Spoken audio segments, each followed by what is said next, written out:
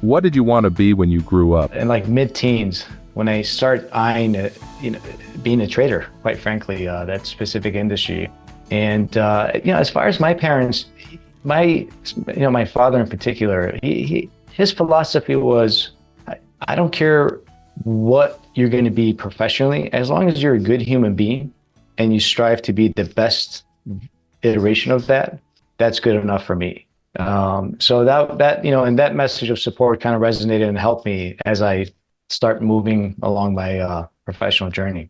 What attracted you to trading? It wasn't really the trading itself. I didn't really know much about trading, but I remember in particular, one day my father came home and I knew something terrible had happened. I didn't know what it was at the time. And then later on, I found out that it was the '87 crash. And that had a profound impact on my family and obviously in our finances. So in my simple mind, it was sort of a thing that I was thinking like, okay, someday I need to get back at it, even though it doesn't work that way. So that was my initial thing. But then later on, when I was about 16 or 17, my freshman year in college, I went to a party and there was a friend of mine that his brothers were traders at the Chicago Board of Trade. And John, as you remember, I mean, there's a lot of swagger and perhaps for some of the wrong reasons.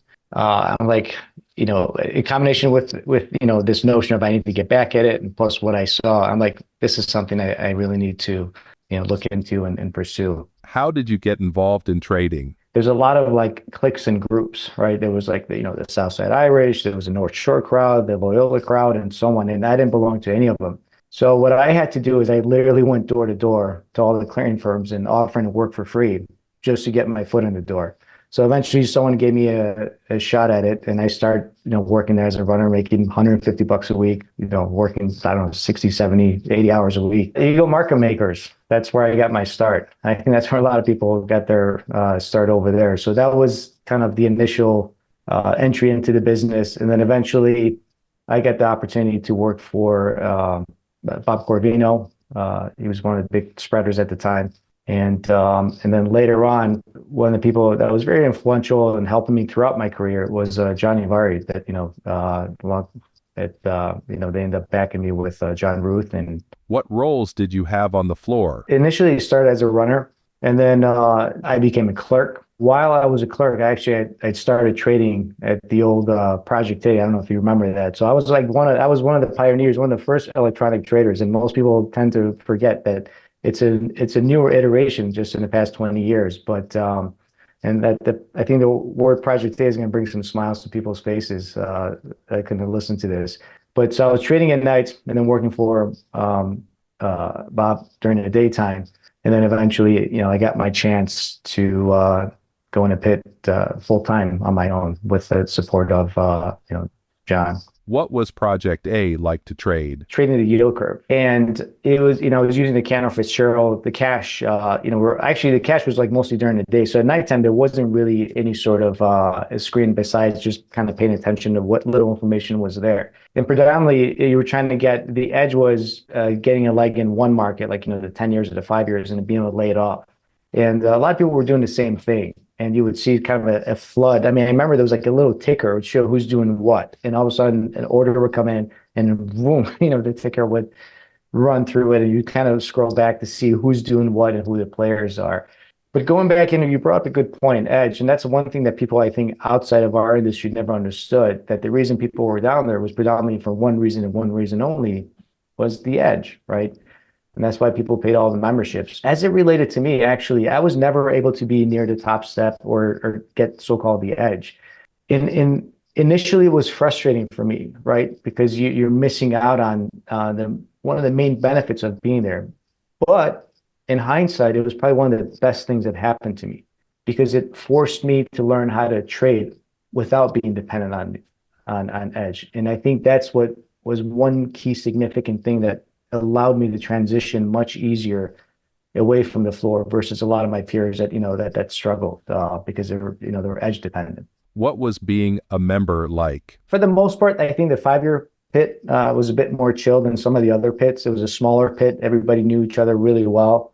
I didn't have any everybody was fairly cool. As far as like, the skill sets being carried over, there wasn't much of that. I mean, between being a clerk and being a trader, obviously trading overnight, it was a tremendous help.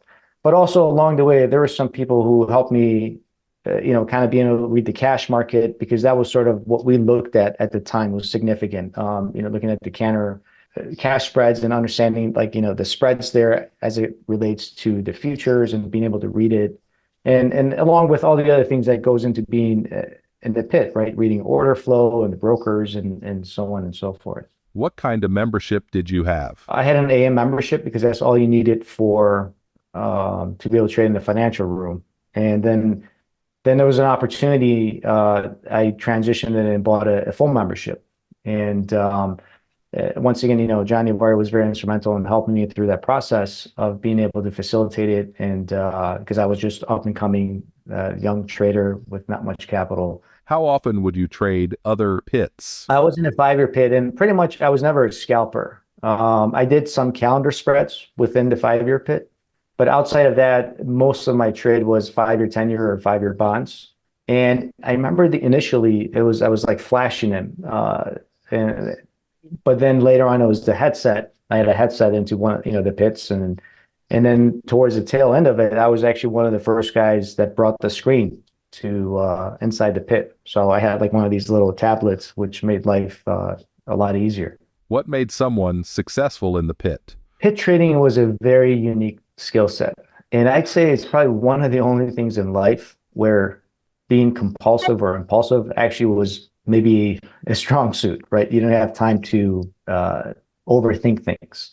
But within that context, obviously height, that's why there's a lot of athletes, ex-jocks, who were traders, having the height. I'm not that tall particularly, so I was one of the guys wearing the elevator shoes. But being aggressive, a lot of type A personalities. But as you know, John, you never knew. There was like people anywhere from Harvard grads to college dropouts that were successful, and a lot of Ivy League grads that couldn't make it as a pit trader.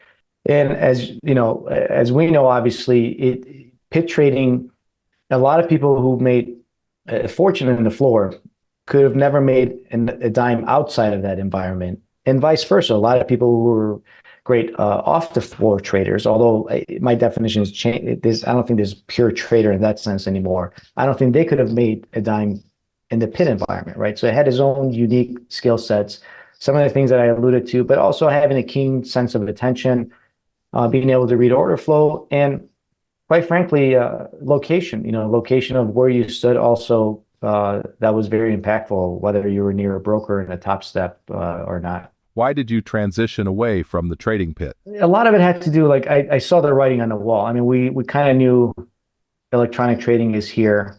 And, the fact that I developed confidence that I'm not so reliant on edge, it was an additional booster that, okay, I could transition, I could make this work. So that's pretty much what initiated. But then one of the things that I keep talking about is like this evolution. I'm like, okay, what is the next step, right? I started from here, and now I've been kind of evolving in my journey. And basically, I was eyeing professional money management, and because of all the reasons, I figured, let me just make a run for it and see where I could take that. How was electronic trading viewed by the pit traders? It was frowned upon initially because clearly, they saw it as a threat to their survival, which ended up being true.